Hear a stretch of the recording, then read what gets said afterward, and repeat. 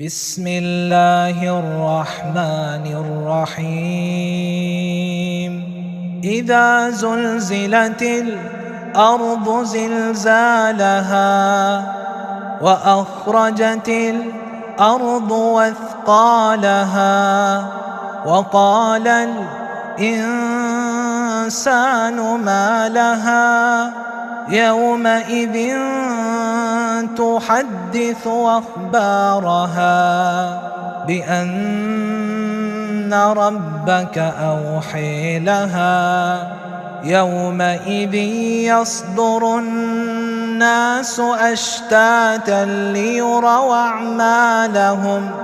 فمن يعمل مثقال ذرة خيرا يره ومن يعمل مثقال ذرة شرا يره.